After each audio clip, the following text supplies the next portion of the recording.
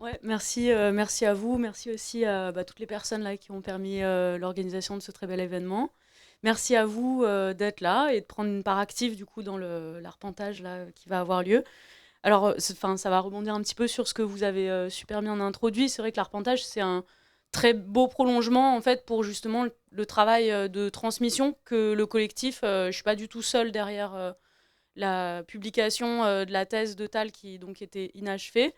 Les choix qu'on a opérés justement visaient un peu à rendre une thèse de philosophie dans une forme très académique, peut-être même un peu rébarbative et technique par moment, le plus accessible possible sans réécrire le texte pour autant. Donc c'est pas mal du travail de coupe qu'on a fait. Ça reste un livre qui peut être ardu.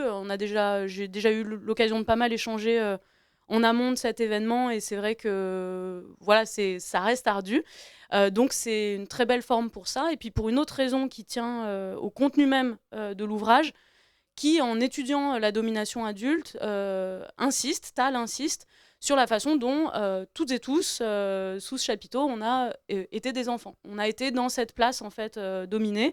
Et l'un des leviers politiques dont on dispose, c'est celui d'une remémoration, notamment collective, puisque Tal essaye de penser cette domination sous sa forme systémique, structurelle, et pas simplement comme une question voilà, d'un rapport interpersonnel, mais bien d'une structure sociale qui nous traverse et qui informe nos relations.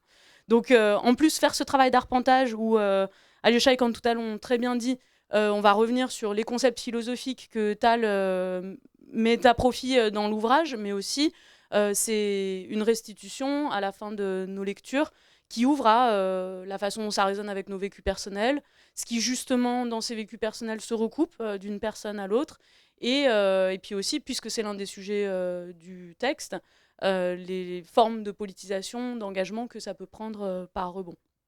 Donc voilà, j'en dis pas plus peut-être sur la forme de l'arpentage, une fois qu'on a souligné cette logique horizontale, et puis la façon dont il s'agit pas simplement, voilà, il s'agit pas de faire un exposé, il s'agit pas non plus obligatoirement de balayer tout l'ouvrage. J'ai l'impression qu'on est assez nombreux et nombreuses pour le faire, mais voilà, on peut aussi très bien faire un balayage un peu parcellaire pour mettre les choses en route. Et puis l'autre point quand même que je voulais aborder rapidement, c'est que j'ai plus grand chose parce que sur les autres événements, on a tout distribué et laissé.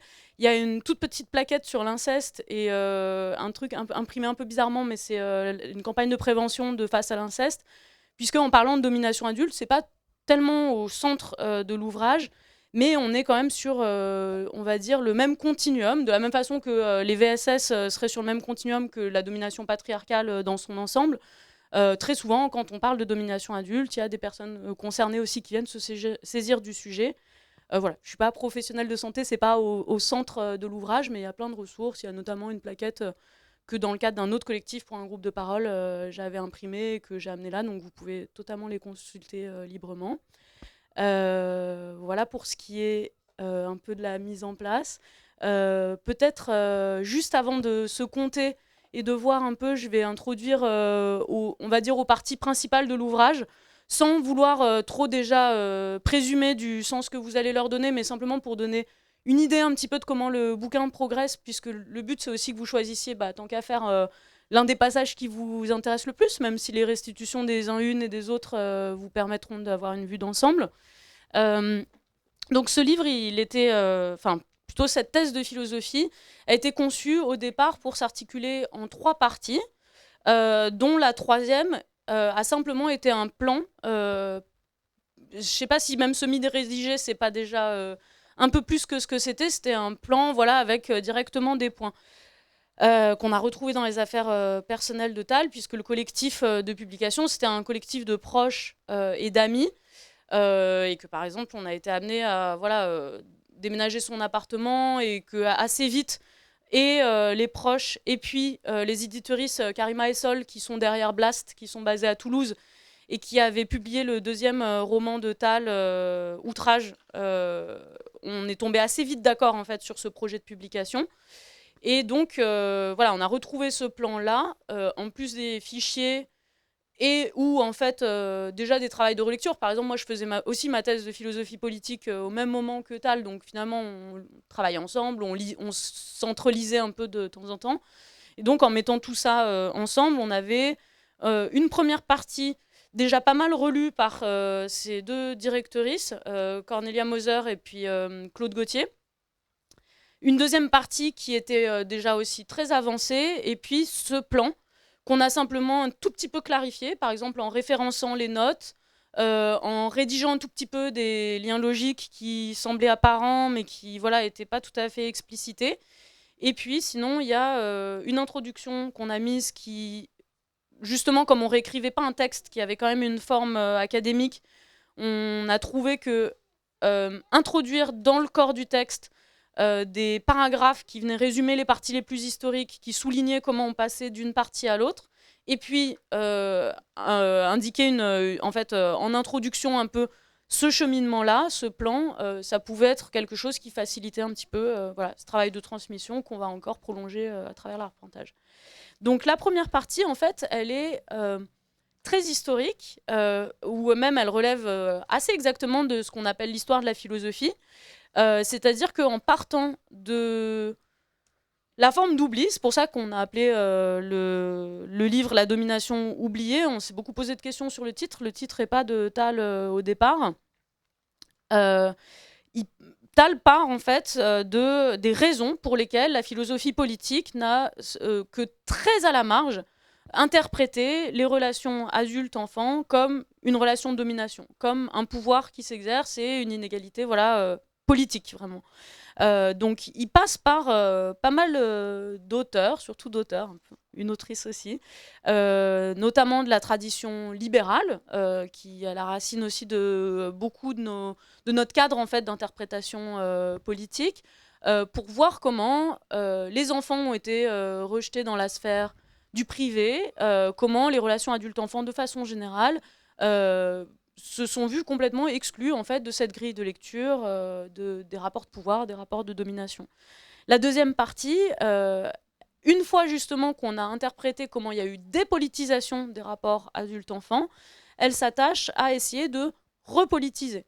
Déjà avec toujours les outils de la philosophie politique, et donc notamment en essayant de tester, en quelque sorte, si la façon dont on lit les relations de genre, si cette inégalité, ce rapport de pouvoir-là, basé sur le genre, peut en fait nous éclairer sur la façon dont les rapports adultes-enfants existent. Évidemment, en construisant une analogie, Tal est sensible aux points communs et aux différences aussi, qui distinguent les deux, mais il essaie de tester cette analogie-là pour essayer de penser politiquement de quelle relation il s'agit, et aussi de penser du coup ses spécificités, c'est-à-dire qu'est-ce qui justement se distingue des autres rapports de domination, qu'est-ce qui est spécifique à ce rapport d'âge en fait. Et donc la troisième partie qui n'a pas été rédigée, qui ressemble encore à un plan, même avec un peu le travail de rédaction qu'on a fait, avait vocation à vraiment, pour le coup, ouvrir des pistes, notamment pratiques, pour vraiment tirer en fait toutes les conséquences de, on va dire, l'exploration plutôt théorique qui a eu lieu dans les deux premières parties. J'ai peut-être pas besoin d'en dire plus dans la troisième partie. Il y a vraiment des notamment un gros point aussi sur certaines repolitisations des rapports adultes-enfants que Tal critique aussi. C'est pas parce qu'il y a eu justement un grand silence autour de ces questions-là qu'il n'y a pas aussi de mauvaise façon en fait d'essayer de lire ce rapport comme un rapport de domination. Mais je pense que en tout cas, je trouverais ça important, et on verra un peu comment on se distribue les choses, mais il y a quand même beaucoup de choses à faire à partir de ce plan, même si sa forme est plus parcellaire que le reste du livre.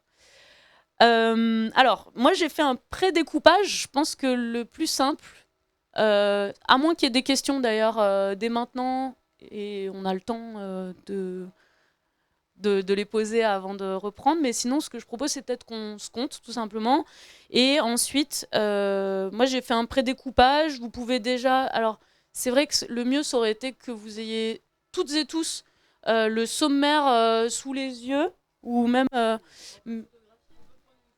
ouais, si du coup, moi je peux faire passer le mien aussi.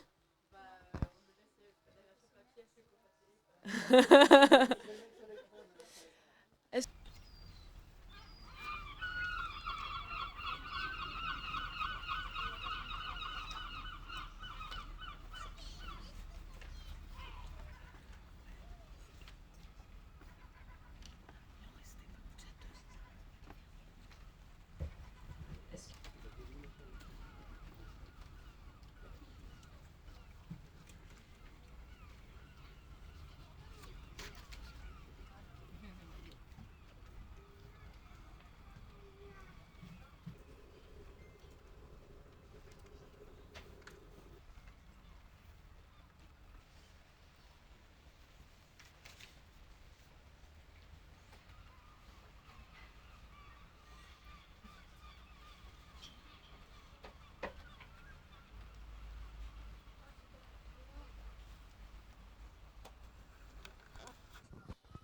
Du coup, avant de rentrer dans le détail, il y a une dernière chose que j'avais pas dite en introduction, c'est aussi que vous pouvez trouver la thèse en intégralité, du moins dans l'état qui était celui qui nous a été accessible, sur le portail HAL, HAL, qui est en fait voilà, un portail d'open source académique. Et voilà, où du coup il y a cette version non, sans le travail un peu d'édition qu'on a fait. Peut-être sans plus tarder, je laisse la parole à Virginie qui avait du coup l'introduction au volume qui parlait aussi de l'entreprise un peu éditoriale derrière et la toute petite introduction générale. Prenez un moment pour imaginer que vous possédez une très petite taille par rapport à la moyenne des adultes. Et en fait, tout est difficile. Voilà pourquoi, voilà ce qui explique d'où part Tal. Pour présenter Tal, effectivement, dans les dates, elle a quitté le monde en 2021 et ses amis ont fait collectif. Je vais essayer de résumer très très très rapidement pour publier sa thèse qui était démarrée en 2018.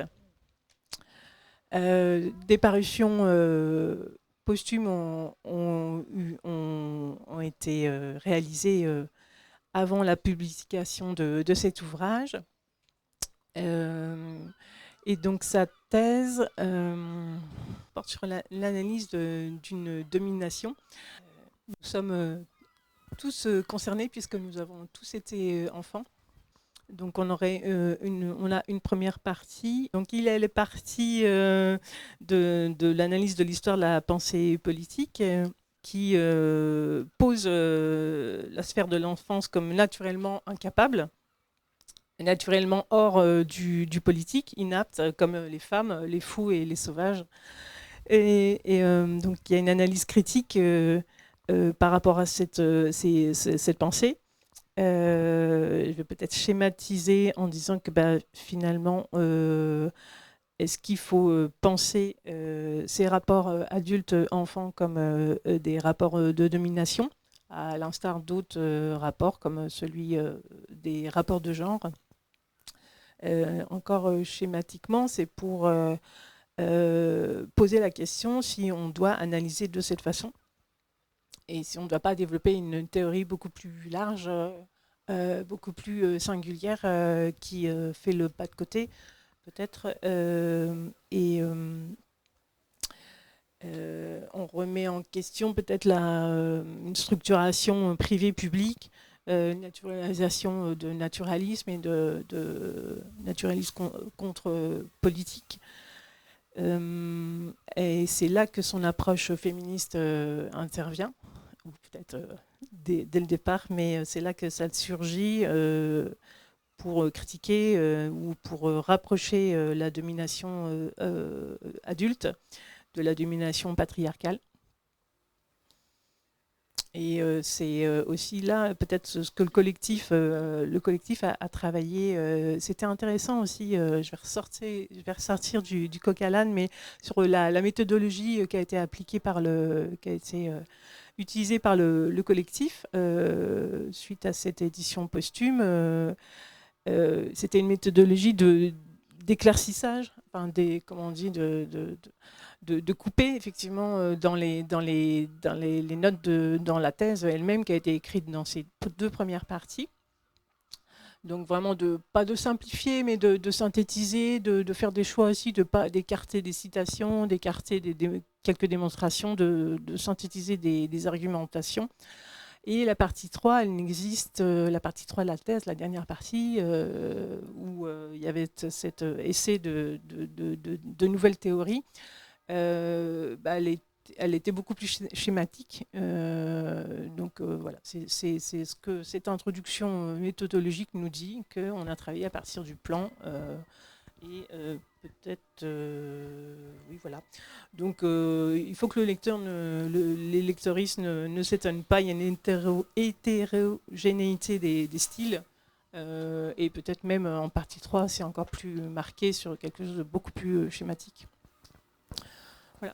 Merci beaucoup. Je vais juste ajouter un tout petit point et je donne tout de suite la parole à Dominique. Mais Oui, la citation qui a été lue, en fait, c'est une citation du livre qu'on trouve plus loin dans le livre qu'on a mise en exergue parce qu'elle nous semblait être beaucoup plus concrète, parce que c'est quand même c'est de la philosophie, ça a quand même un niveau d'abstraction assez élevé, alors que là, on a cet exemple d'une poignée de porte qui est trop haute et qui montre très bien ce que dans les études féministes et les luttes féministes, on a déjà, pour le coup, assez clarifié, qui est que c'est pas tant qu'une femme est intrinsèquement plus faible sur tous les plans, mais aussi que les institutions et la société la rendent plus faible et ne protègent pas en fait ce groupe social, contrairement à toute l'argumentation qui consiste à dire justement on va les protéger à leur insu d'une certaine façon. Et donc c'est ça qu'on applique aussi aux enfants, c'est ça aussi qui crée un lien spécifique avec les creep studies ou les luttes antivalidistes, en fait, où on voit un peu le même genre de mécanisme, en fait, à combattre. Bon, alors moi, j'ai essayé de comprendre ce que le passage que j'ai eu. Je l'ai quand même lu plusieurs fois. C'était assez ardu. Donc, ce que j'ai fait, j'ai noté ce que j'avais compris, ou je pense avoir compris. Donc, je vais vous lire mes notes. N'hésitez pas à, je sais pas moi, à prendre la parole parce que ça va peut-être être rébarbatif, je ne sais pas. Donc voilà, voilà comment j'ai fait. Donc les idées que j'ai comprises. Donc c'est repolitiser l'enfance car celle-ci a subi une forme de dépolitisation. Les rapports de domination adulte-enfant sont des constructions sociales. Pour analyser ce processus de dépolitisation de l'enfance, il y a eu donc des activités comme le glanage. Il s'agit en fait de revisiter des textes philosophiques classiques. La première partie du livre consiste à faire des recherches, donc rechercher des traces de la dépolitisation donc des rapports adulte-enfant dans l'histoire de la pensée. Pourquoi l'enfant n'est-il pas considéré comme un sujet politique comme l'est l'adulte ? L'enfance a été cantonnée à 2 sphères privilégiées, la famille et l'éducation. La dépolitisation des rapports sociaux adulte-enfant comporte 2 volets. Enfin, ça, c'est des hypothèses.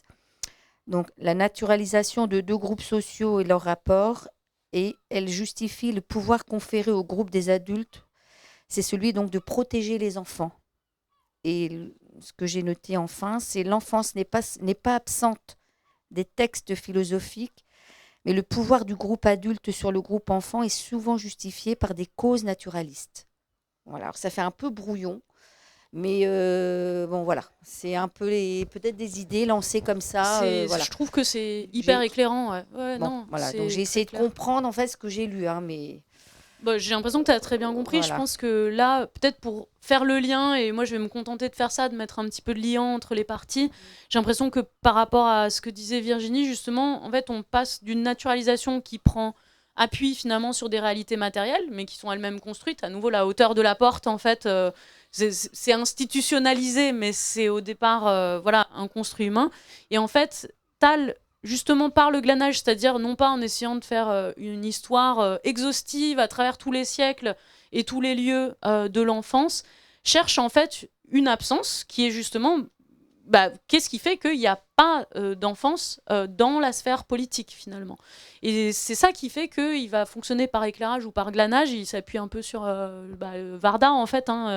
Tal aimait aussi beaucoup le cinéma pour justement se dire je vais réussir à faire une cueillette qui va faire ressortir en fait cette absence et expliquer cette absence non pas simplement par un impensé, mais aussi quelque chose de positif qui est de l'ordre de la naturalisation. De la même façon qu'on va dire, voilà, l'enfant, là, il n'arrive rien à faire, alors même qu'on aura vraiment construit cette incapacité-là. De la même façon, dans la pensée, on aura justifié en fait cette incapacité-là. Mais ouais, non, merci, c'était très très clair. Et il me semble que tu avais donné une partie. Voilà. Bonjour.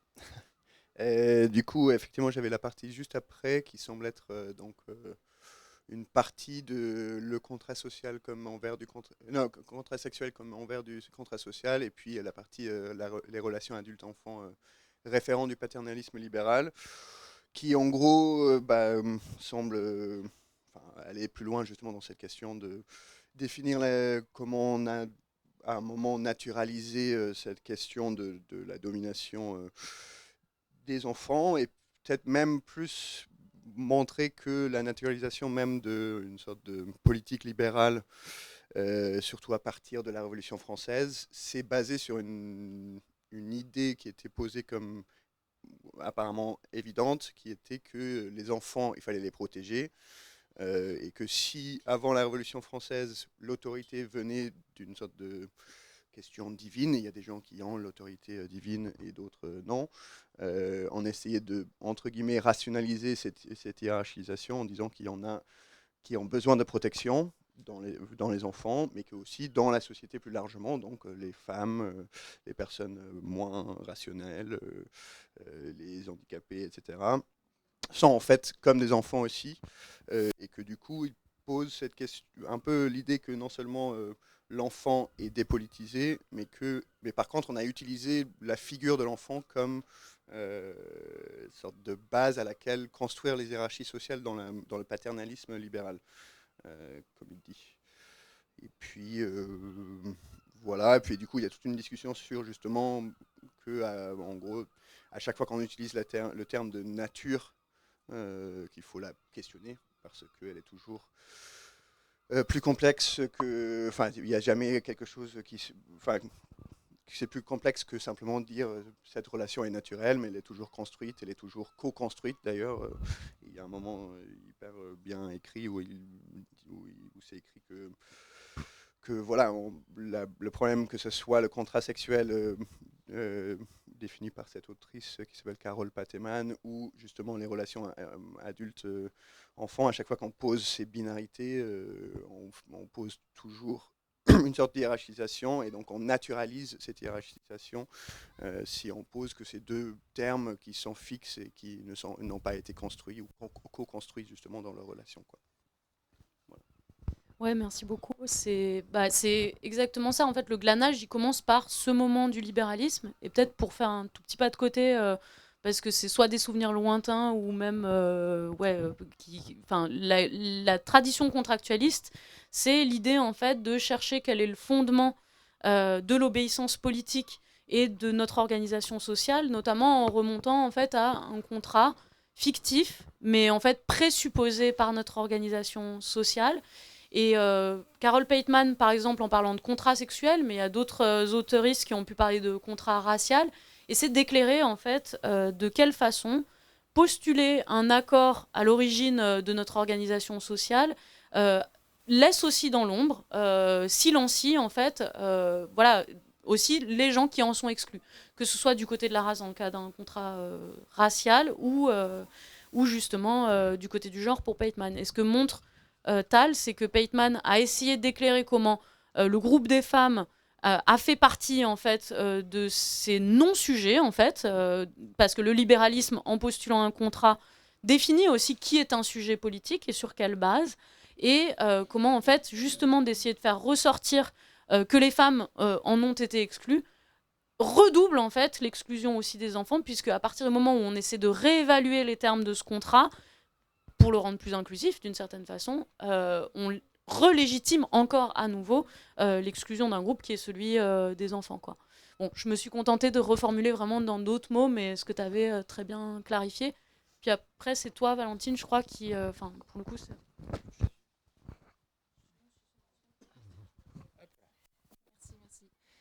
Voilà, donc c'est la partie 3.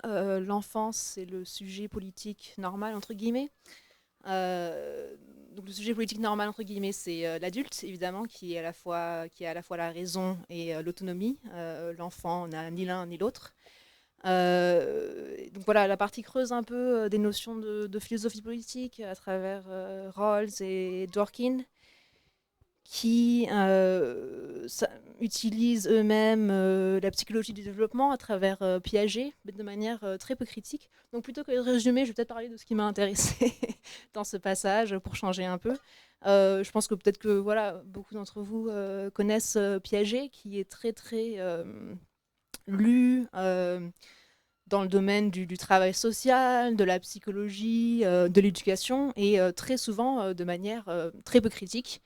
Et voilà, donc ce passage s'intéresse un peu à l'histoire des pensées de la psychologie du développement et montre un peu que en fait, c'est très ancré dans la pensée du 19e siècle, voilà, de domination coloniale. On a un peu une sorte de parallèle entre voilà, l'enfant et le sauvage, la hiérarchie raciale qui permet de justifier le colonialisme. C'est un peu la même logique qui justifie le paternalisme et la domination de l'adulte sur l'enfant. L'enfant qui est sous-développé, qui a besoin des adultes pour pouvoir se développer. Donc, je ne sais pas si, si vous travaillez un peu dans cette sphère, c'est quelque chose que j'ai rencontré pas mal. Moi, l'idée que la psychologie du développement, on a un peu des étapes et que c'est un fait naturel, alors qu'en fait, non. Voilà, comme toute pensée, toute science, c'est construit dans un contexte historique et politique. Donc, je pense que je vais creuser ça pour moi-même.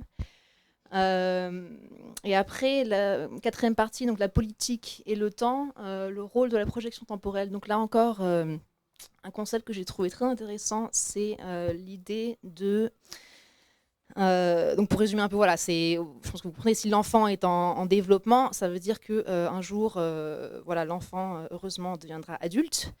Donc même si l'enfant peut-être ne comprend pas ou souffre de la domination des adultes, en fait, un consentement qui est, c'est un future-oriented consent, donc c'est un consentement qui se fait dans l'orientation du futur. Voilà, quand l'enfant sera enfin rationnel, il ou elle comprendra que c'était pour son bien.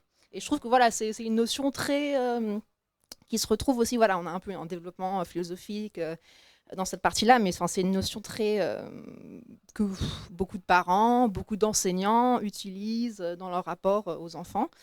Que tu comprends pas, je veux même pas t'expliquer. Tout ce qu'il faut que tu saches, c'est que c'est pour ton bien. Fais-moi confiance et puis on prendra ça plus tard, quoi. Et après on a Lee Edelman, le penseur queer, qui étend un peu cette notion à toute la politique, en fait, de se dire que on a un peu beaucoup de politiques qui sont faites au nom des enfants, sans jamais... on a l'idée que l'enfant, c'est un peu l'objet de la politique, mais jamais le sujet. C'est jamais un sujet politique. On fait tout plein de politiques pour le bien des enfants, sans jamais, en fait, les intégrer ou se demander qu'en pensent-ils ou elles, les enfants, de tout ce qu'on fait pour eux, pour leur bien. Donc voilà. Je sais pas s'il y en a qui veulent rebondir. Je pense juste peut-être pour compléter, effectivement, sur ton premier point, un des exemples plus concrets peut-être qui met tout de suite de la chair, c'est aussi tout l'exemple des gouvernants ou gouvernantes qu'on juge comme des enfants parce que leur comportement serait irrationnel. Justement, en faisant ressortir que quelque chose qui est postulé par le sujet autonome, rationnel, comme Valentine l'a dit, par... non seulement en fait le libéralisme, mais vraiment on va dire la racine de notre pensée politique, fait bien ressortir qu'en fait quand on postule que des adultes sont rationnels, on fait pourtant le constat répété en fait de comportements irrationnels, et comme si en fait ce terminus, on n'a pas vraiment de garantie qu'il soit finalement plus atteint par ce qui serait normalement des sujets pleins et autonomes, quoi. Et je trouve que ça c'est un des leviers que Tal aussi construit pour un peu bousculer nos certitudes, parce qu'à la lecture de ce livre, je trouve qu'on est quand même aussi très bousculé, parce qu'il y a des choses qui nous paraissaient évidentes et sur lesquelles on ne peut plus tabler, quoi. Fanny, c'est toi qui avais la partie d'après. Oui, c'est moi. Donc moi, ma partie, c'était sur le modèle de la protection paternaliste et du coup, un peu comment est-ce que cette naturalisation de l'enfance conduit aussi à une certaine vision du rôle de la famille et du rôle de l'État. Donc voilà, ça revient sur cette idée, un peu comment est-ce que cette figure de l'enfant vulnérable, elle crée... du coup aussi une nécessité de famille protectrice, et comment est-ce que cette famille protectrice, finalement, l'État, cette sphère de la famille protectrice, on n'y intervient pas, et notamment l'État n'y intervient pas sauf en cas de défaillance. Et du coup, il y a un passage moi qui m'a intéressée sur en fait la notion de protection de l'enfance et comment est créée cette institution publique de la protection de l'enfance sur la base de en fait on intervient que quand le modèle familial est défaillant. Voilà, et il y a aussi du coup dans cette partie du coup la notion de en fait cette naturalisation de l'enfance comme vulnérable, elle conduit aussi à une uniformisation de ce que doit être un enfant, et du coup ça conduit aussi à en fait exclure certains enfants issus de certains milieux sociaux ou raciaux de la sphère de l'enfance. Et là, du coup, j'ai trouvé ça assez intéressant. Il y a en fait un peu d'autres figures d'enfants qui arrivent. Au début de cette partie, Tal évoque la figure du pauvre petit nourrisson abandonné. Et en fait, là, il y a d'autres figures de l'enfance un peu déviantes qui sont convoquées. Voilà, les mauvais enfants, ou ceux qui sont en fait même plus considérés comme des enfants, parce qu'ils ne correspondent pas du coup à cette figure naturalisée de l'enfance. Ça, c'est un peu le début de la partie. Et après, la deuxième partie, du coup, propose un peu de partir du cheminement inverse, et donc de partir des violences intrafamiliales, non pas comme une espèce de défaillance ponctuelle du système, mais plutôt comme le point de départ pour repenser en fait cette situation de l'enfance. Et là, du coup, et évoquer un peu la difficulté à justement se mettre à l'écoute de ces violences subies par les enfants, avec notamment cette question tout simplement de comment est-ce qu'on écoute les enfants, que je trouve intéressante. Il y a cette phrase les cris et fureurs qui émanent du groupe, donc du groupe des enfants, ne sont pas perçus comme protestations inarticulées, mais comme un fait de nature. Les enfants, ça crie. Donc c'est une citation de Christiane Rochefort. Et du coup, ça, c'est un peu une des difficultés qui est mise en avant dans ce point de départ. Mais voilà, il y a quand même des données, des chiffres, des témoignages qui montrent que les violences intrafamiliales ne sont pas une exception, ne sont pas quelque chose de ponctuel, mais du coup peuvent servir un peu de point de départ pour une autre analyse. Et voilà, et du coup ça nous amène vers la deuxième partie. Il y a plein de trucs que j'ai pas dit, mais j'ai l'impression que c'est déjà pas mal. Et peut-être pour finir, moi je voulais vous montrer, parce qu'il y a un enfant qui a dessiné un enfant à côté de moi pendant que je lisais. Et quand on parle des figures de l'enfance, je trouve que ce dessin est pas mal. Parce qu'il m'évoque un enfant mignon mais qui fait un peu peur aussi.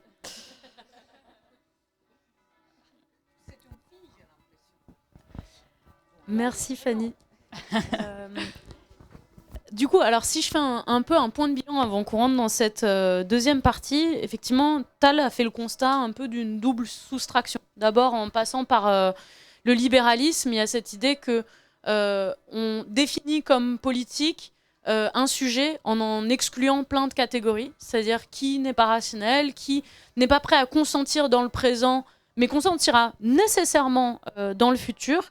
Et puis une soustraction aussi qui est revenue un peu dans quelques-unes des présentations, peut-être pas de façon encore tout à fait explicite, qui est aussi de penser que la figure de l'enfant, elle fait sens par contraste avec celle de l'adulte. C'est ça qu'on a souligné en parlant de co-construction, en fait, des deux termes d'une relation nécessairement inégale. Et très souvent, ce qu'on va faire, en naturalisant, et notamment en naturalisant l'enfant comme une figure vulnérable, c'est non seulement de le soustraire en fait à ce qui a été renvoyé dans la sphère du privé par rapport aux politiques et au public, mais aussi de penser l'enfant en isolement en fait par rapport à la structure autour de lui qui va permettre de le définir comme un sujet irrationnel et donc en fait pas tout à fait un sujet.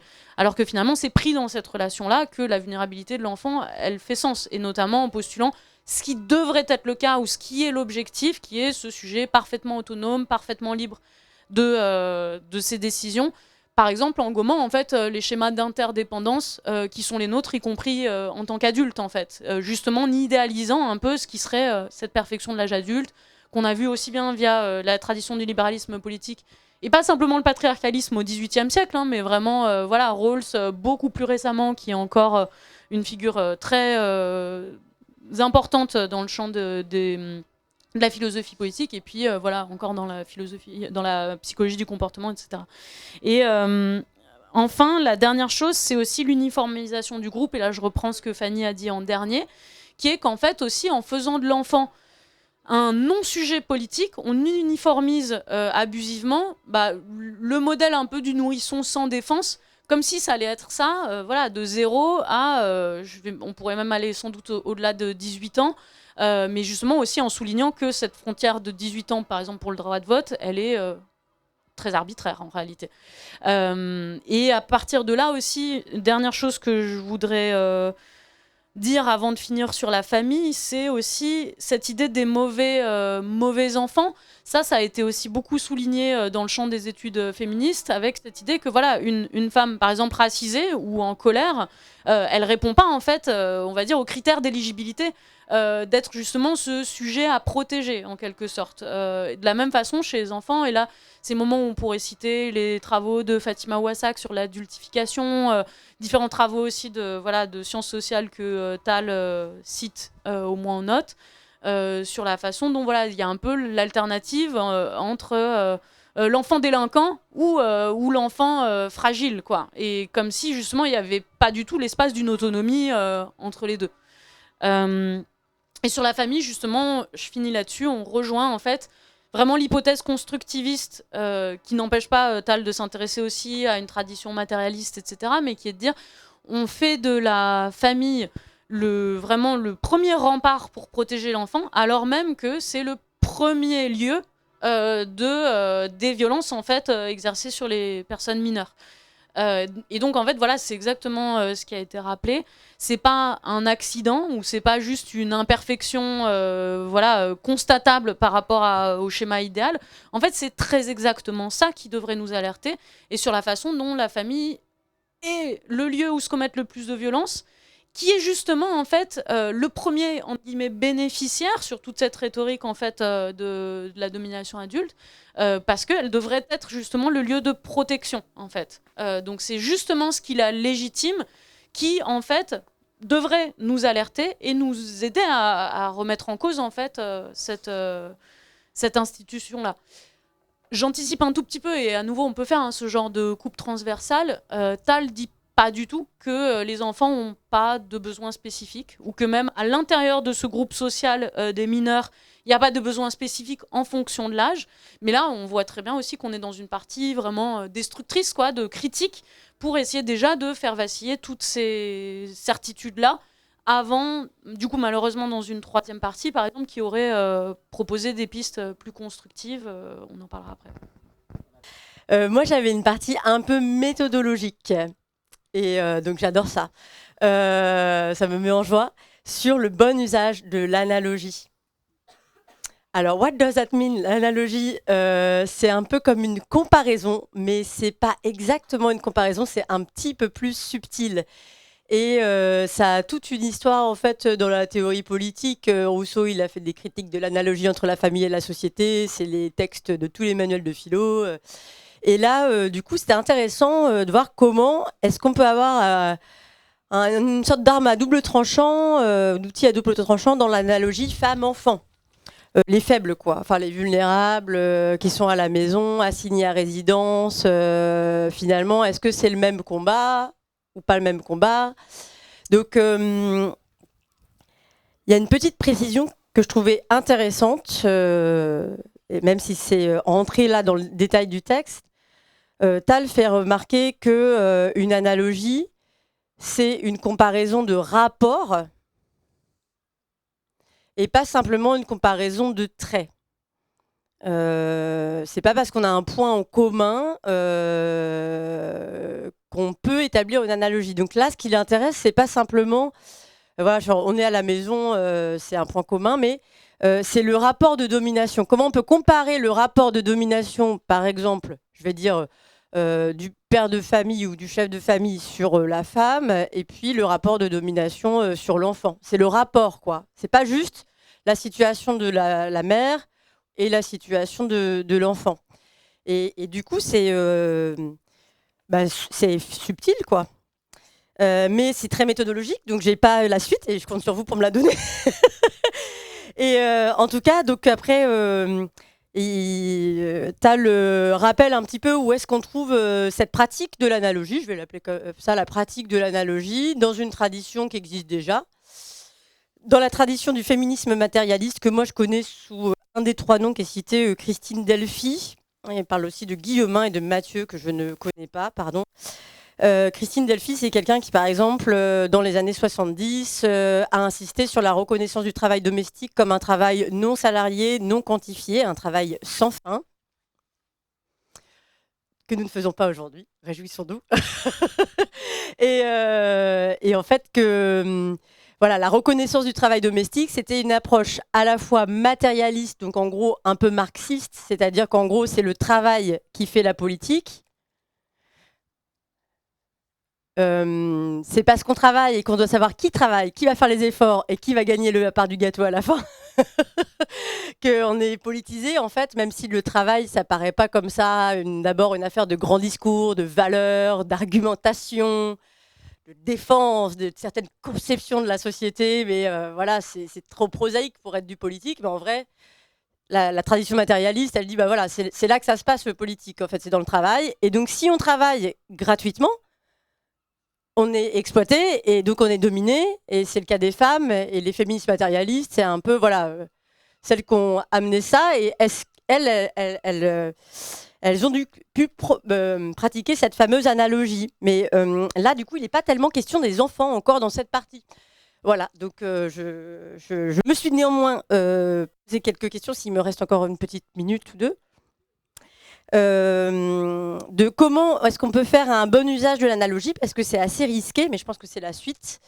Parce qu'on peut aussi faire voilà, des comparaisons trop rapides, ignorer que par exemple, je sais pas, on peut être dans des reproductions de la violence et reproduire la violence qu'on subit à l'extérieur sur son propre enfant, par exemple, à la maison, quand on est un petit peu fatigué par le travail domestique.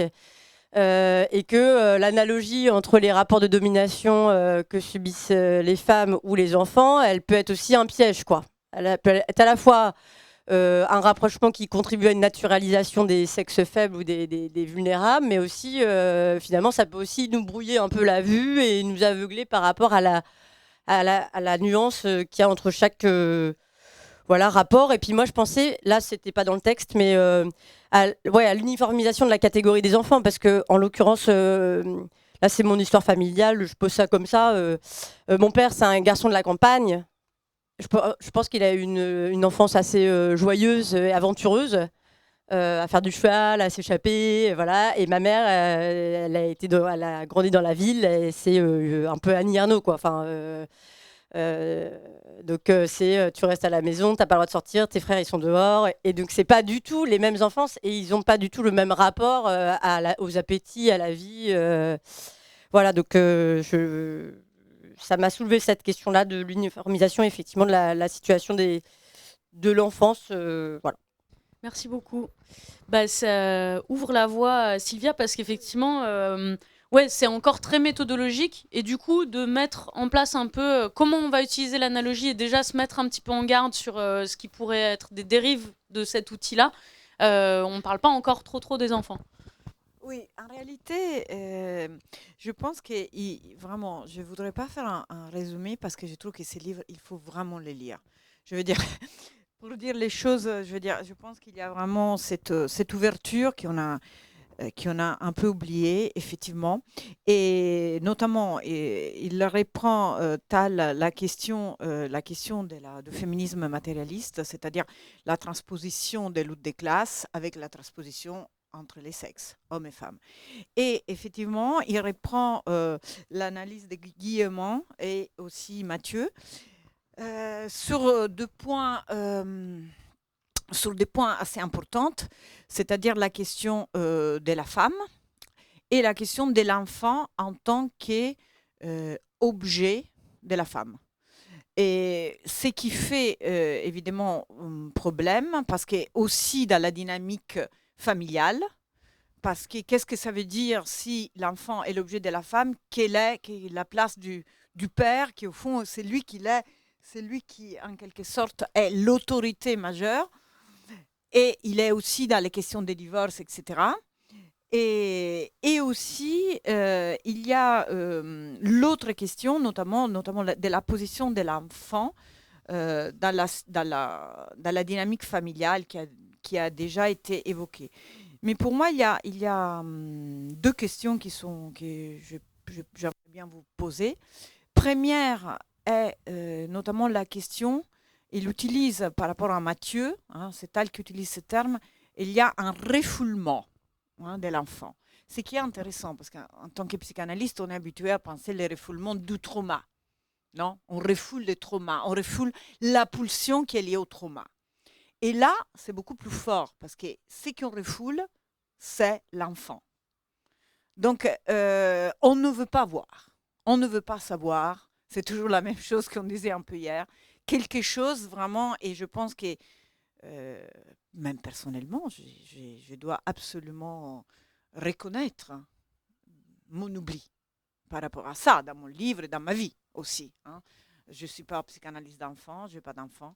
Donc, il est vrai que, et même quand je pense, voilà, je n'y pense pas. Donc, la question du temps n'est pas qu'une question du temps, notamment. C'est ça qui est intéressant dans ce texte. C'est-à-dire, l'enfant n'est pas en période. Et il faut dire que Freud avait donné de la place à l'enfant. Après, je ne vais pas aller dans les détails, c'est trop compliqué, on n'a pas le temps, pour voir les problèmes qu'il y a aussi à l'intérieur de Freud. Mais il faut dire aussi que Ferenczi a beaucoup insisté sur le fait que l'enfant, il y a la confusion entre les langues. Donc, disons que la psychanalyse a quand même donné une place à l'enfance.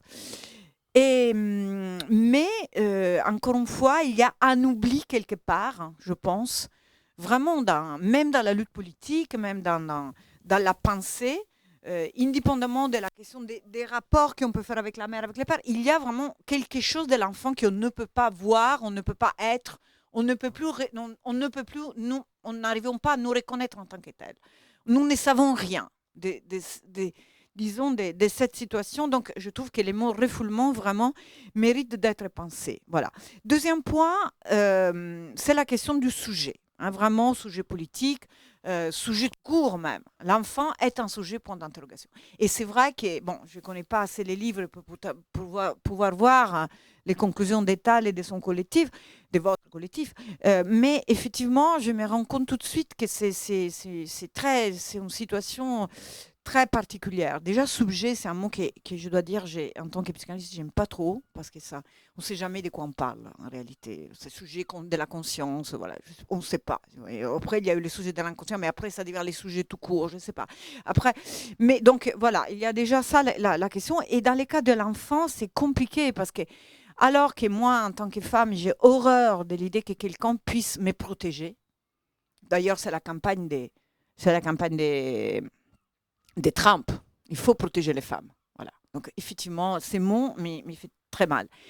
Et je pense que les femmes n'ont vraiment pas besoin d'être protégées. Voilà, vraiment. Ça, je tiens beaucoup en tant que femme. Après, on peut ne pas être d'accord, mais moi, en tant que femme, vraiment, j'exige qu'on ne me protège pas. Avec tout ce qu'il y a des risques avec cette prise de position, mais voilà, je voudrais me protéger par moi-même ou à la limite par les autres femmes, voilà, mais pas par quelque chose qui soit extérieur à la classe, je dirais. Mais au niveau de l'enfant, c'est compliqué, parce qu'effectivement, là, voilà, je pense qu'on ne peut pas, les discours que je viens de faire, pour moi, je ne les ferai pas pour un enfant, voilà. Je pourrais les faire pour d'autres minorités, évidemment, je pense que c'est l'effet qu'on puisse ne pas avoir un grand autre, une entité supérieure, paternalisante, quoi. De toute façon, quand il y a un grand autre, y compris la loi, parfois, malheureusement, prend un peu l'aspect de ces grands autres. Et nous sommes tout petits. Donc, vraiment, je me bats pour changer cette position, plutôt comme femme que comme psychanalyste, là, vraiment comme femme. Mais alors, avec un enfant, ça ça nous impose de penser un peu autrement cette question, d'où l'intérêt vraiment et la curiosité de lire ces livres. Voilà. Ouais, merci. Plutôt que de résumer ce que tu as très bien résumé, je pense que je peux peut-être donner des éléments aussi un peu du parcours de Tal, qui a beaucoup milité au sein d'un collectif qui est encore en activité en Île-de-France, qui s'appelle Clafoutis, donc avec une apostrophe et outils comme des outils, et qui, en fait, un peu comme l'autodéfense féministe, pense la lutte contre les violences contre les mineurs sous la forme de l'autodéfense des enfants. Et en fait, essayer de montrer, et ça, je pense que c'est un premier élément de réponse par rapport aux réserves qu'il faut garder aussi. C'est-à-dire, à nouveau, il y a des besoins spécifiques, déjà des besoins à respécifier à l'intérieur de la classe des enfants selon l'âge, la situation, etc. Mais aussi par ailleurs par rapport à des besoins spécifiques, est-ce qu'on est en train de donner les clés d'une autonomie aux enfants ou est-ce qu'on entretient ou renforce cette situation de vulnérabilité? Et c'est là où, là en fait aussi, je trouve que ta lecture, et merci pour cette lecture personnelle, elle vient souligner un peu l'efficacité et les limites de l'analogie qui sont, bah oui, il y a quelque chose sans doute de commun, mais pas jusqu'au bout. Et il y a quelque chose aussi de tout à fait propre et d'irréductible, de spécifique à cette classe-là à penser. C'est très exactement en fait ce que l'outil de l'analogie permet. Et donc sur Clafoutis, ce que je voulais dire, c'est que par exemple, on se rend compte comment, pour protéger les enfants et surtout pour les aider à se protéger, c'est-à-dire par exemple en parler à d'autres enfants, trouver un adulte de confiance, ça, en fait, c'est une capacité. Et c'est une capacité empêchée. C'est-à-dire que ce dont on se rend beaucoup compte dans le cas des violences qui, à nouveau, sont perpétrées dans l'immense majorité des cas par, en fait, un adulte d'autorité, une figure d'autorité autour de l'enfant, c'est qu'il faut quasiment apprendre à l'enfant à désobéir ou à désapprendre l'obéissance conditionnée qui a été entretenue pour réussir à enrayer un petit peu en fait voilà cette spirale des violences qui vraiment à chaque génération continue de se perpétuer. Et donc c'est en fait là-dessus qu'on peut se dire ok, effectivement il y a quand même quelque chose à remettre en cause, et ça à nouveau on en parlera avec Agathe au moment de la troisième partie sans doute. Ça veut pas dire que pour le coup l'émancipation signifie, par exemple, doter l'enfant, par exemple, d'un consentement sexuel. Non, c'est pas le cas. Et ça a été certaines dérives, en fait, justement, des mouvements d'émancipation. On en a beaucoup parlé autour de la Familia Grande, par exemple. Et c'est là où, à nouveau, il y a quelque chose à dépasser tout en tenant les deux bouts, en fait, quoi. Alors, la politisation de la famille... Oui, bah merci. Merci Romain. La politisation de la famille s'apparente à un geste de déstabilisation du patriarcat. Ensuite, alors les femmes forment une classe, c'est-à-dire dans la structure théorique de Delphi et à l'instar de celle de Guillaumin, et forment une classe, c'est-à-dire dans la perspective féministe matérialiste, un groupe d'individus partageant une même oppression économique. La famille est elle-même une production capitaliste et sert à la reproduction de cet ordre.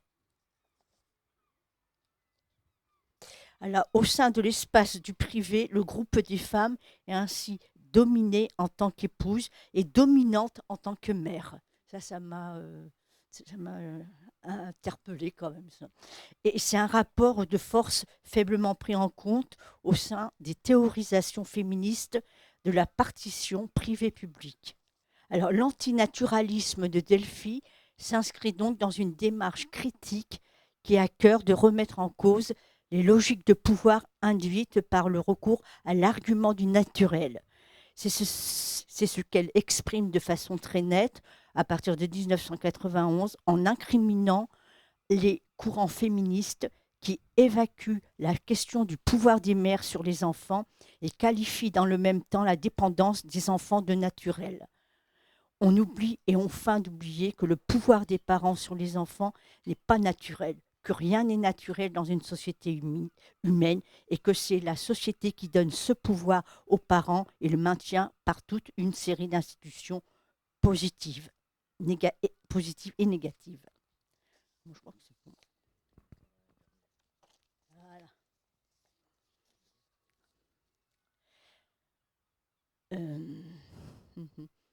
Voilà, il réside dans l'attachement de Delphi au concept d'universalité. Voilà. Parce que les revendications de libération c'est sur leur spécificité de femmes et non sur leur universalité, c'est-à-dire leur appartenance à l'espèce humaine. Et je voudrais aussi ajouter quelque chose j'avais lu dans un livre qui s'appelle, parce qu'il est assez récent, La virilité, un piège pour les deux sexes. Hein. Là, Simone de Beauvoir disait on ne naît pas femme, on le devient. Mais pour les hommes, c'est la même chose. On ne naît pas homme, on le devient. C'est le poids de la société qui fait qu'on est un homme, une femme. Et aussi, quand on éduque les enfants, quand tout ça, on doit les éduquer non pas comme un sexe, comme un petit garçon, une petite fille, mais comme un être humain. Voilà. Et je pense que ça rejoint bien des enjeux qui vont nous accompagner pour la suite du texte, parce qu'on voit comment c'est plus difficile en fait de dire on n'est pas enfant, on le devient, parce qu'en fait on le devient pour le dépasser. En fait, on quitte cette identité-là, et le fait que ce soit pas une identité fixe va poser problème. Là, par exemple, on a parlé de classe des femmes pour définir est-ce qu'il y a une classe des enfants. En fait, à partir du moment où c'est une catégorie instable, est-ce que c'est vraiment le cas? Et je donne sans plus tarder la parole à Claire, qui justement, on a commencé à sentir un petit peu la façon dont l'analogie pouvait nous faire oublier comment on peut faire partie d'un groupe dominé en étant femme, mais faire partie d'un groupe dominant en étant mère. Et ça, c'est notamment une des intersections qui font que l'outil de l'analogie, en fait, rencontre une limite à cet endroit-là. Je suis tombée aussi sur une partie assez méthodologique. Il n'y avait pas vraiment de petites vignettes d'exemples qui permettaient un peu de donner corps à tout ça. Et j'y viendrai à la fin sur une des limites que moi je me suis posée sur l'exercice. Mais donc en gros, il repartait effectivement on arrive au moment de la transition entre les limites de l'analogie et l'appel à l'antagonisme qui vient derrière, en pointant le fait que surtout cet appel à l'antagonisme, il rappelle que c'est vraiment un appel à un outil de méthodologie et théorique qui va permettre d'affiner et de préciser ensuite, en tout cas de segmenter et de différencier sa pensée, et que l'appel à ce moment-là à l'antagonisme ne vise pas à opposer pour autant les rapports femmes-adultes et enfants, et reste valable cet appel à l'analogie dans l'étude du rapport politique adulte et enfant, en particulier par rapport à d'autres rapports de pouvoir et de domination dans les rapports de genre. Donc il insiste sur le fait de ne pas mener à une opposition, que ça ne doit pas mener cet appel à l'antagonisme à un rapport d'opposition des luttes qui en fait ne reviendrait qu'à satisfaire le système libéral avec ce rapport de mise en compétition, mise en concurrence. Et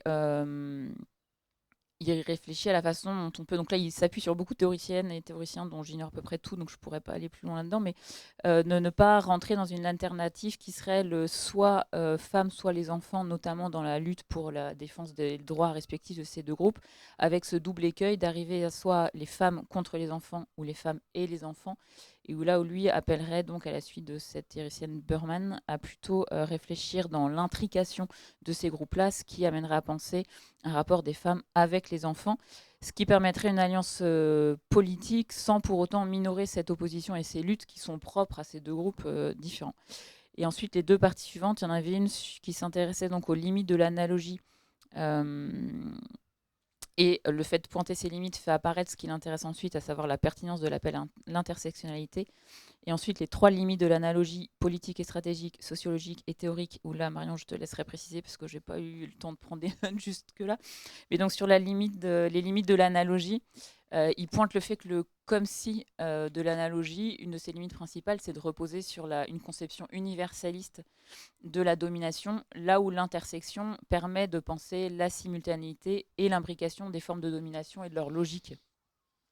Avec donc deux reproches principaux à la question, à la méthode de l'analogie. C'est un reproche classiste à l'analogie. Et puis le deuxième, ce serait, et c'est celui qui m'a particulièrement intéressé, un usage instrumental qui en fait reposerait sur une répartition différenciée de l'intérêt porté à la souffrance. Et on revient à la fameuse théorie de l'économie de l'attention, où en fait le fait de faire appel à cette analogie entre différentes luttes, mais là en l'occurrence on pourrait se dire même quelle qu'elle soit, permettrait à une de ces luttes de légitimer en fait le sérieux de sa cause ou sa gravité si elle se sentait un peu moins légitime à cet endroit-là. Et en particulier, il pointe la limite de ce que ce serait la comparaison entre les rapports de genre et de l'esclavage, qui en fait viendrait par la gravité de l'analogie composée crédibiliser l'autre lutte, en fait, avec en écueil principal le risque de prédation d'une lutte par cette analogie, où l'une viendrait un peu capitaliser sur la crédibilité de l'autre. Voilà, donc il essaye de garder tout le temps en tête ces deux menaces dans son traitement des rapports adultes et enfants. Et il précise s'ouvrir à l'intersectionnalité, non comme une opposition à l'analogie, mais vraiment, et là il revient vraiment plusieurs fois dessus, comme outil méthodologique complémentaire. Donc c'est deux outils distincts auxquels il fait appel de façon, dans son esprit, mêmement valable, avec l'intersectionnalité qui, elle, permettrait de reformuler justement les catégories identitaires et en particulier d'intégrer la question de l'âge et de la génération. Donc l'idée serait de dépasser une approche descriptive pour vraiment problématiser ce rapport de pouvoir naturalisé. Donc on en revient, je pense, un peu à l'exemple du tout début, à savoir, on peut s'imaginer tout petit et voir cette porte démesurée. La question, dans ce cas-là, ce serait plutôt de se demander pourquoi il n'y a pas des petites portes pour les enfants, quoi. Voilà. Et puis donc la dernière partie, je n'ai pas eu le temps de la développer, mais ça m'a fait penser à beaucoup de choses. La première, c'est que j'avais dans mon sac un petit livre que je suis en train de lire, qui est Un bon père de famille de Rose Lamy, Préparez-vous pour la bagarre. Et effectivement, il y avait plein de choses là qui se recroisaient dans les approches sur les rapports de domination. Et en particulier, on parlait hier, il y a ce terme de monstre qui est venu dans les échanges d'hier, qui n'est pas du tout le même que développe Rose Lamy dans une de ses thèses, où elle explique que c'est beaucoup plus facile pour la société de présenter les hommes violents, violeurs, agresseurs, etc. comme des monstres, ce qui nous permet de les marginaliser et de se dire qu'ils sont différents de nous-mêmes, là où elle invite à détricoter tout ça pour reprendre en charge cette interrogation-là de façon vraiment systémique. Et je pense que c'est exactement un des enjeux de ce texte de Tal. Ça m'a aussi fait penser aux travaux, et notamment, j'ai vraiment essayé de penser en termes d'outillage de ce qu'on pouvait se partager là entre nous pour la suite. Et je pensais en particulier au travail phénoménal et sans doute très difficile d'Andrea Bescon sur la violence faite aux enfants. Et puis elle a publié 3 petits ouvrages aussi pour accompagner la discussion parents-enfants sur ces questions de violence, en particulier sexuelle au sein des familles. Donc voilà, si c'est des outils que vous cherchez, je vous invite à les lire. Je pense aussi au livre pour enfants de Baptiste Beaulieu, qu'on connaît sur d'autres luttes, mais qui sont vraiment extrêmement beaux. Je suis super fan des dessins, mais les textes sont absolument fantastiques, et je pense que c'est aussi des outils dont on peut s'emparer. Alors moi, j'ai trouvé assez, admirable, je ne sais pas comment... Voilà, que Annette ait réussi comme ça à souligner des passages précis, parce que moi je me suis dit c'est tellement dense que tout est à souligner, donc et ils étaient assez parlants, tout ça.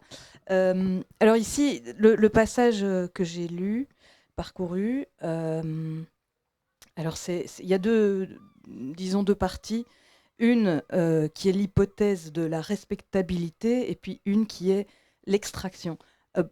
Pour faire court, et donc je ne vais pas lire mes notes, comme ça sera encore plus court, il s'agit de cette alliance politique dont on a déjà parlé entre le groupe des femmes et le groupe des enfants, et presque d'une part une concurrence de territoire entre les personnes qui défendent ou qui se défendent en tant que femmes, et puis les personnes qui défendent ou qui veulent défendre ou protéger, comme on a dit, les enfants, et qu'il y a une lutte de territoire entre ces deux groupes disons politiques, parce qu'encore une fois, il s'agit de nouveau d'une alliance politique pour des sujets dépolitisés ou considérés tels.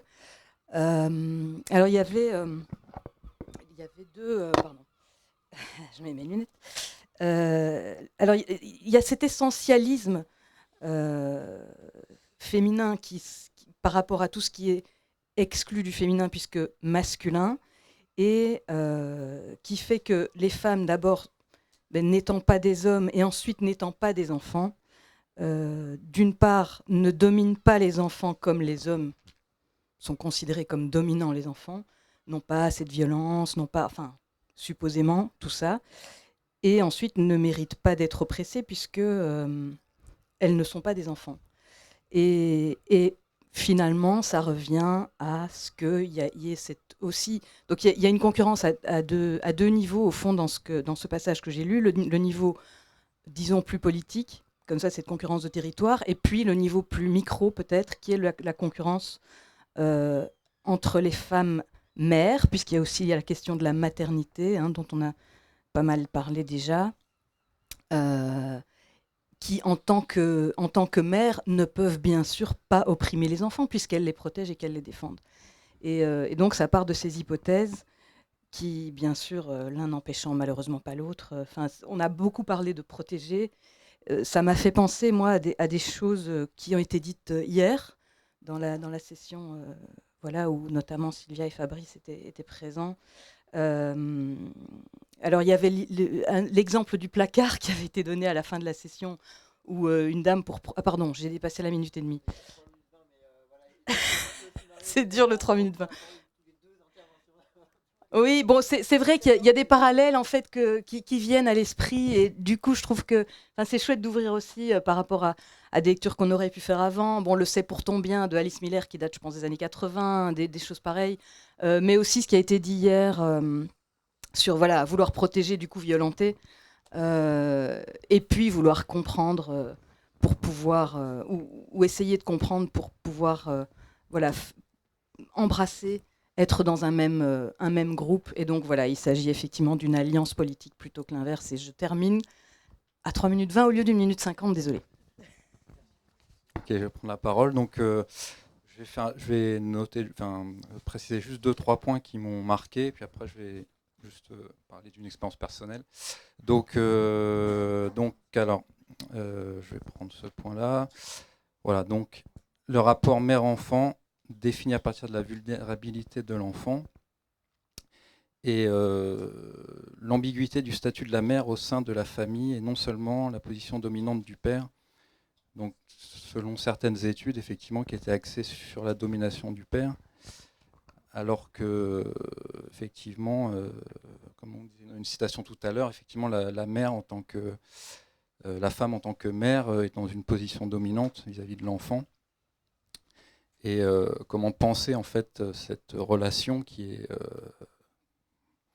complètement folle, si je puis dire, avec tous les affects qu'il y a. Voilà. Alors, comment un groupe d'enfants et un groupe de femmes, pensés comme des groupes, peuvent être en conflit. Voilà, donc ça c'est le chapitre Les filles et les mères. Et comment on peut transformer cette vision avec des solidarités potentielles, donc l'enfant non pris en charge, mais l'enfant non seulement pris comme une charge, donc les assiettes, le linge sale, etc., mais comme des alliés potentiels pour envisager la mise en place de solidarité et l'étude d'organisation alternative.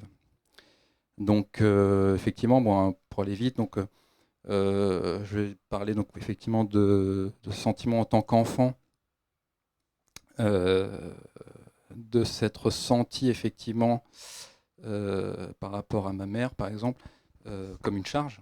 Donc ce sentiment, effectivement, il peut y avoir un sentiment de culpabilité de l'enfant par rapport au fait de voir sa mère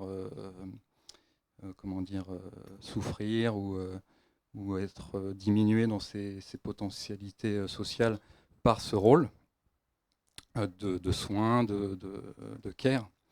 Et donc, voilà, c'est vrai que c'est un continent noir, si je puis dire, parce que l'enfant, en tant que penseur ou que pensée, dans son vécu familial, au-delà même, il y a la question politique, mais il y a aussi la question de son vécu, de son désir, etc. Voilà. J'ai fait, moi, il y a quelques années, un mémoire en sciences d'éducation sur les droits de l'enfant, et notamment sur les droits de l'enfant dans les pratiques sportives. Voilà. Et c'est vrai que c'est pour ça que je suis venu aussi aujourd'hui, ça me parle beaucoup, cette question de la comment on pourrait dire ça, comme disait Sylvia tout à l'heure, à quel point l'enfant peut ou non être pensé en dehors d'un cadre de protection, effectivement, car il n'est pas fini, il est en maturation, il est plastique, il est tout ce qu'on voudra, et donc effectivement ça induit des choses, des cadres de pensée qui sont rares, effectivement, et ça fait du bien de lire ce texte-là parce que c'est vraiment un petit secteur dans lequel il y a peu de recherche, enfin, en tout cas de ce que j'ai pu trouver de mon côté. Voilà, donc merci pour ce partage. Donc mon chapitre, il étudiait un petit peu le rapprochement du rapport de pouvoir adulte-enfant avec les autres rapports de pouvoir qu'on connaît plus, race, classe, genre notamment. Et on essayait de voir un peu, est-ce que les particularités du rapport adulte-enfant, c'est un obstacle à son intégration avec les autres rapports de pouvoir. Donc petit rappel sur les rapports matériels de pouvoir. La définition, c'est que c'est le produit de deux termes sociaux, et on en a parlé que ça peut faire l'objet d'une naturalisation, qu'il y a une hiérarchisation entre ces deux termes, et que ça s'inscrit dans un cadre structurel. Et le complément pour le rapport adulte-enfant, c'est qu'il y a aussi une matérialité spécifique. Et donc sur les deux premiers points, le rapport adulte-enfant, il se prête bien à être comparé aux autres rapports de pouvoir. En revanche, pour les points 3 et 4, ils sont plus étudiés ici car plus contestés. Et donc ce que j'ai compris, c'est que l'instabilité des relations adulte-enfant, notamment au fait qu'il y a une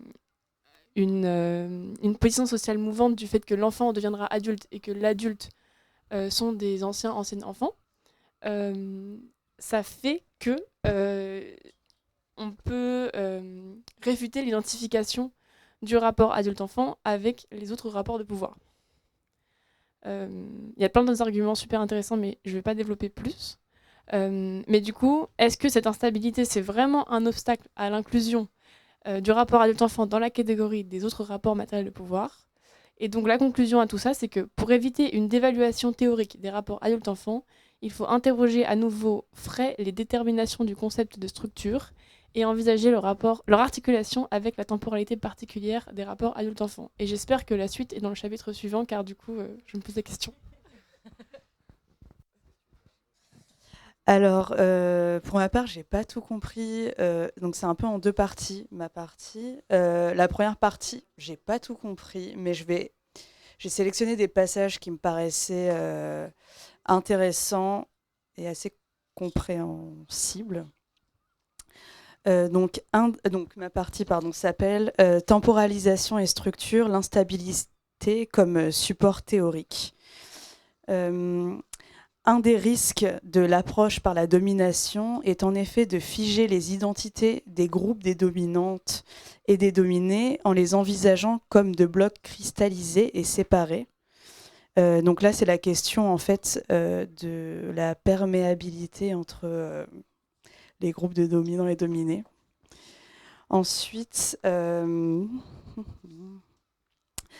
notre thèse est que l'analyse des rapports adulte-enfant permet d'enrichir la compréhension des structures des rapports de pouvoir en introduisant une quatrième dimension, celle de la temporalité. En effet, étudier les rapports adulte-enfant force le regard théorique à saisir les trajectoires individuelles et les parcours au sein des différents axes du pouvoir. De plus, la catégorie d'âge vient complexifier l'analyse du pouvoir parce que l'expérience d'une domination radicale, celle de l'enfance, constitue le socle des trajectoires individuelles, et cet état vient interroger les processus de sédimentation des structures de pouvoir. Voilà, j'espère que c'est pas trop... vous comprenez un peu plus que moi. Voilà, en tout cas, la deuxième partie que j'avais un peu à lire, c'est sur une classe enfantine, point d'interrogation. Donc cette partie m'a plus parlé sur le concept de classe et les rapports sociaux en fait qu'il peut y avoir.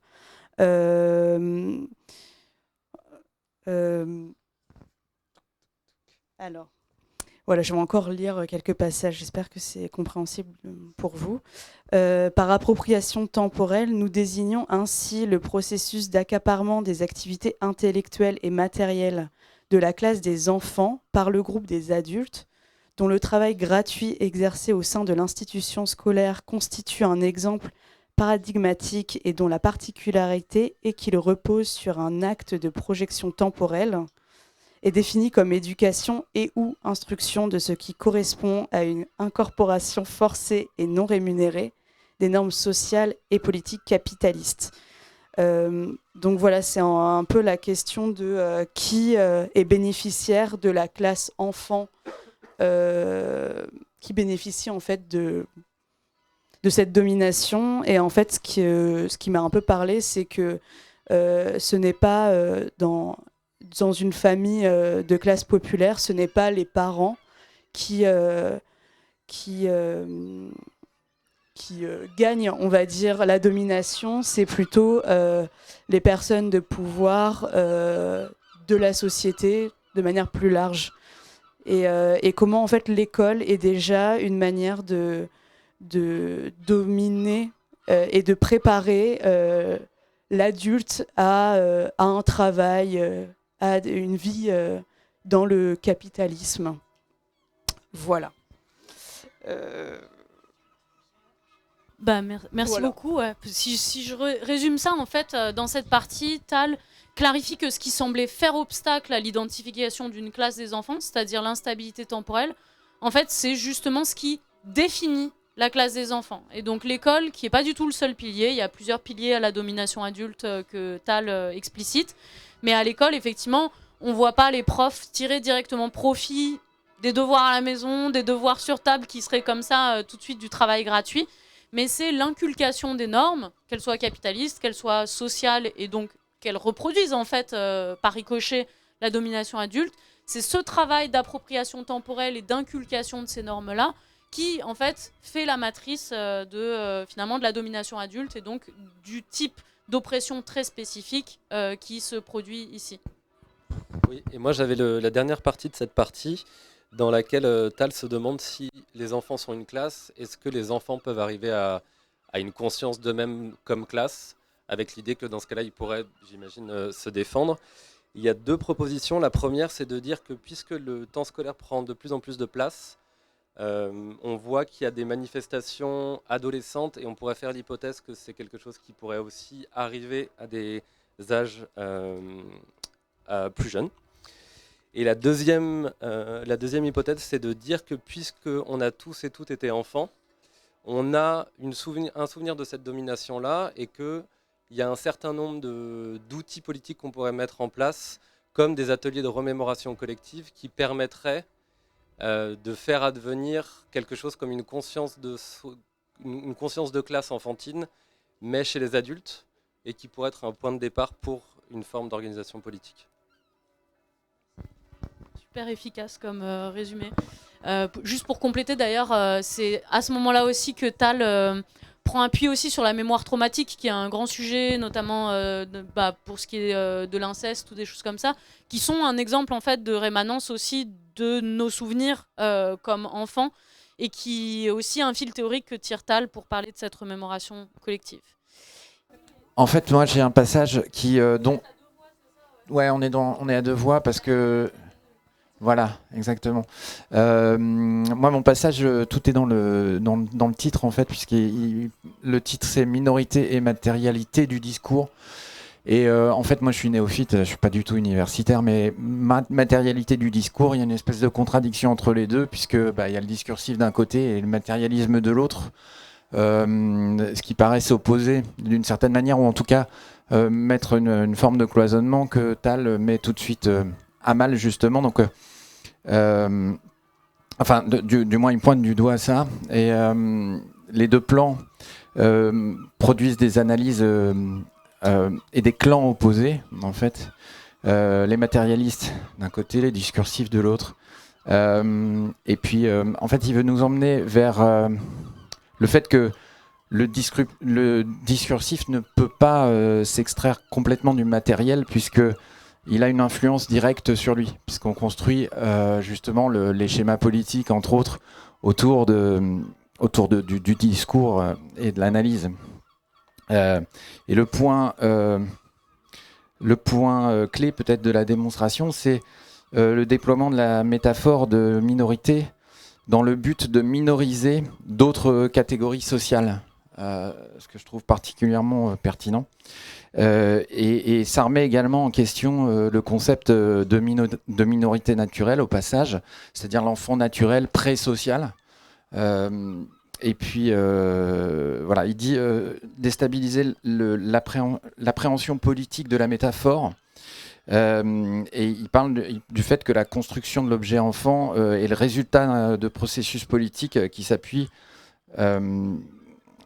sur des processus politiques d'infantilisation et de minoration. Et puis juste pour conclure là-dessus, sur ce passage-là, il cite un truc qui est quand même assez frappant, c'est l'article 1124 du Code civil de 1804 qui stipule que les personnes privées de droits juridiques sont les mineurs, les femmes mariées, les criminels et les débiles mentaux. Voilà, je trouve ça pas mal à l'appui de cette démonstration.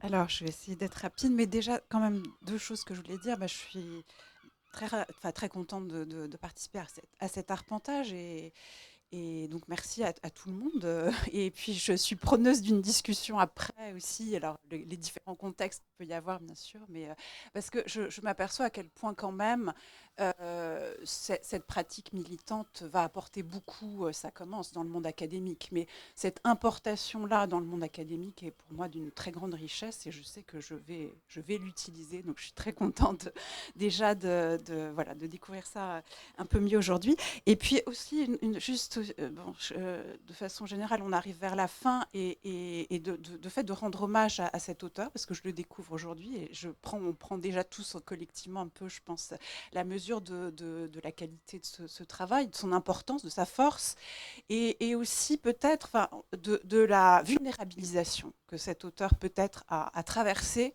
Il s'est donné beaucoup d'outils théoriques très costauds, hein, mais quand même aller sur ce terrain-là, est-ce que c'est pas aussi se vulnérabiliser soi-même parce que lui-même ne faisait pas partie de cette catégorie, mais quand même en tant qu'allié de l'enfance.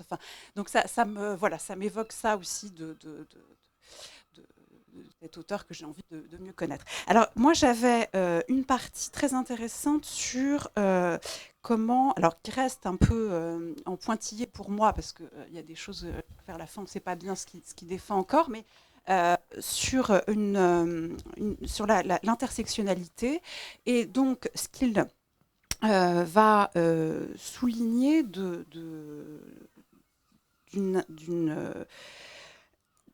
d'une façon rigidifiée en fait de concevoir l'intersectionnalité qui est une lacune et donc aller vers une conception plus souple de l'intersectionnalité, c'est justement critiquer aussi une certaine façon d'utiliser l'analogie et la métaphore. Donc il y a une critique de l'analogie et de la métaphore, c'est-à-dire que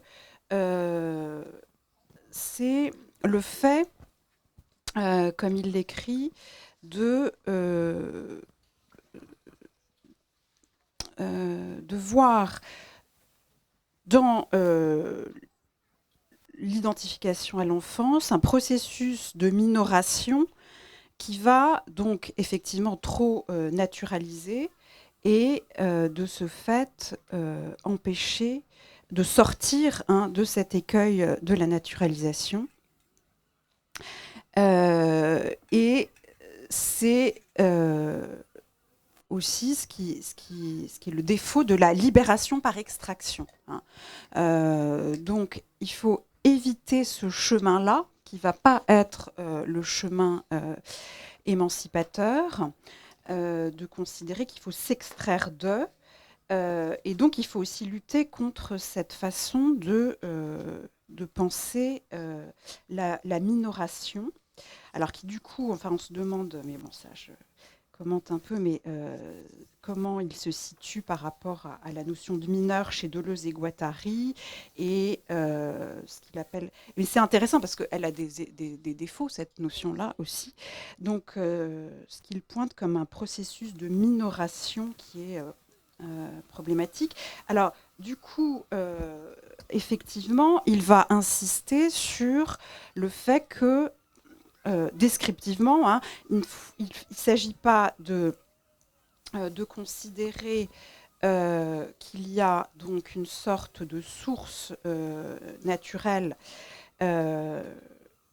qui serait donc des catégories naturelles, mais une co-construction, une coproduction, et donc, il s'appuie sur, à la fois Crenshaw, qu'il cite rapidement, Collins, Bilge, et puis donc, dans des auteurs de l'intersectionnalité, dont il reprend une conception fine en fait, de la notion, et il va beaucoup citer là dans ce passage une sociologue, Danielle Kergoat, qui, elle, considère qu'il faut penser donc non pas l'intersectionnalité au sens d'une convergence de lignes qui se rejoignent, du coup, mais, et c'est là la plasticité, au sens d'un nœud, et donc le nœud permettant d'approcher la métaphore du nœud, contrairement à des lignes intersectionnelles qui se rejoignent, permet de penser la co-construction, justement. Alors c'est complexe, là, ce passage, et puis moi-même, voilà. Mais c'est, à mon avis, voilà, très, très intéressant de penser ces entremêlements. Alors moi, j'aurais tendance à voir du coup, la figure du chiasme qui pourrait apparaître, c'est-à-dire comment on va... alors, il y a aussi, alors là, dans ce que j'ai lu, je ne sais pas bien ce qui est de l'ordre du descriptif chez lui et ce qu'il va promouvoir, parce que s'il décrit le fait qu'il y ait une co-construction, on peut se dire qu'il promeut la co-déconstruction. Comment il s'y prend? Est-ce que, du coup, moi, j'aurais tendance à penser qu'il faut aller à la fois vers un mouvement de minoration, au sens où on participe à, on se remet à la place de, et en même temps, pas que ça, d'aller aussi dans le mouvement de la revendication d'obtention de droits et de reconnaissance. Et donc, je ne sais pas comment va se forger chez lui peut-être un motif de co-déconstruction comme mouvement de libération, comme processus de libération. Voilà, désolée, c'était confus, mais c'était très, très ardu comme passage. En fait, c'est un moment un petit peu de bilan, justement, où on revient là-dessus, sur la co-déconstruction. L'idée de naturalisation, justement, elle est transversale, en fait, aux différents champs. C'est-à-dire, de la même façon que j'ai parlé de la fragilité, par exemple, du groupe des femmes, la fragilité du groupe des enfants. Là, on pourrait parler de co-déconstruction. Après, ce qui intéresse Tal aussi, c'est là de tirer un bilan. Et après, les pistes pratiques, ça aurait été dans cette troisième partie, qui du coup, malheureusement, n'a pas été entièrement rédigée, mais qui répondent un petit peu de façon plus concrète à ça. Qui est aussi un moment, en fait, à cause de l'objet de la métaphore, un moment très, très théorique aussi, ce qui est un peu moins le cas dans la troisième partie. Donc, dans cette troisième partie, donc j'ai lu, c'est l'idée d'avoir des pistes pratiques en vue de la libération des enfants et l'abolition de la famille, qui donc est le cadre où surviennent beaucoup des violences vécues par les enfants. De ce fait, la repolitisation pratique, elle se fait. Il y a deux voies. Oui, non, ça va. Il y a deux voies qui sont proposées. Les mobilisations politiques, où là c'est plutôt une analyse de mobilisations qui ont eu lieu, et la deuxième voie. Ouais. Et donc la deuxième voie qui serait des utopies et des expériences imaginaires. Donc comme tu as rappelé, c'est une partie qui n'était pas rédigée intégralement, donc il y a des morceaux de mobilisation historique qui ont eu lieu, des extraits d'autres textes, d'auteurs et d'autrices qui ont pensé à ça. Alors, la première partie où je me suis dit, oula, c'est sur la pédophilie politique. Donc, au début, je me suis dit, ah mince, pourquoi je me retrouve avec ça? Ça va être très difficile à lire. Et en fait, alors même s'il y a une critique du fait que la notion de pouvoir et de pouvoir des adultes sur les enfants est un impensé de ces mobilisations, le fait est que c'était quand même des mobilisations qui essayaient de penser une autonomie des enfants, mais qui a été utilisée pour justifier une sexualité adulte-enfant pas consentie.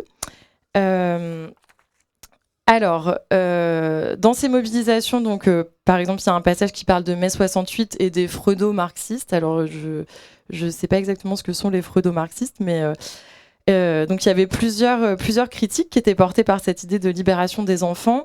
Une critique de la majorité sexuelle, où là on peut voir qu'il y avait une homophobie sous-jacente à cette majorité sexuelle, puisque depuis les lois de Vichy, elle était fixée à 15 ans pour les relations sexuelles hétérosexuelles et à 21 ans pour les relations homosexuelles. Donc on voit qu'il y a une forme de contrôle des sexualités en fait, qui vient avec cette idée de la majorité sexuelle. Il y a aussi une critique de la notion de seuil que j'ai trouvée assez intéressante, l'idée qu'on aurait des seuils entre la petite enfance, l'enfance, la puberté et l'âge adulte, et en fait qui décide de ces seuils et c'est quoi les étapes pour passer d'un niveau, on pourrait dire, à l'autre, et que c'est surtout fixé par les autorités médicales et les parents. Une remise en cause de l'autorité parentale qui était aussi portée par cette idée de libération entre parenthèses sexuelle des enfants, mais qui en fait malheureusement du coup s'articulait sur l'idée qu'il fallait autoriser les enfants à pouvoir pratiquer la sexualité, à pas les rejeter en dehors de ce monde-là, alors qu'en fait je pense que ces liens-là ils peuvent se faire de d'autres manières, que d'écouter les enfants, de jouer avec eux. Il n'y avait pas forcément besoin peut-être de se fixer trop là-dessus. Et surtout, ce qui est mentionné, ce qui est bien appuyé dans le livre, l'étrange absence du pouvoir en fait dans cette idée de défendre des relations, entre les adultes et les enfants, alors même qu'ils n'ont pas les mêmes capacités. De pouvoir exprimer leurs envies, et surtout il y a une catégorie qui a un pouvoir sur l'autre,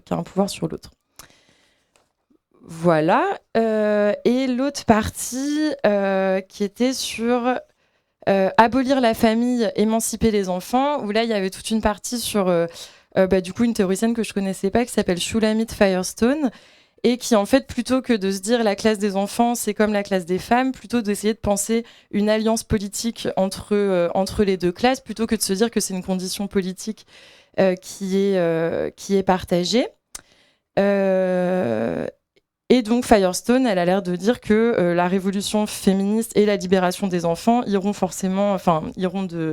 ensemble.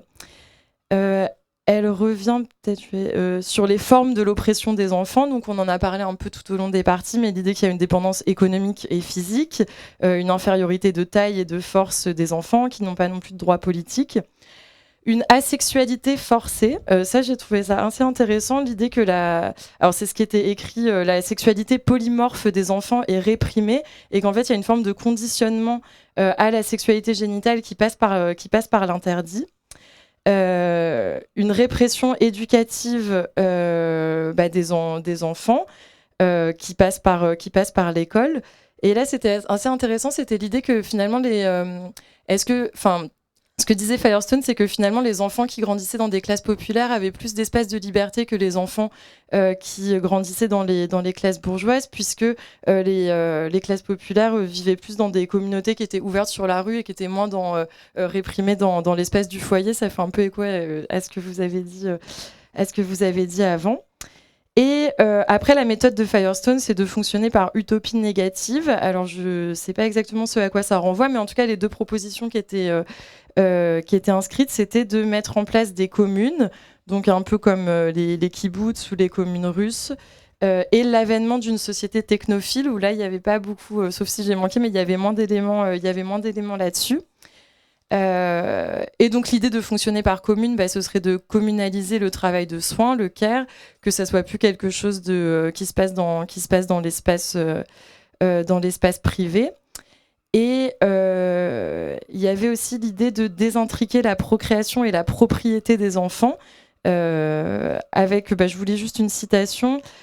Plus la famille est aimante et choisie, plus elle est susceptible de s'auto-abolir en rejoignant une grande commune qui fonctionnera bien. Donc c'était une citation de Michel Esther O'Brien, B-R-I-E-N. Et du coup je termine là-dessus sur cette idée de famille choisie et de réinventer la famille.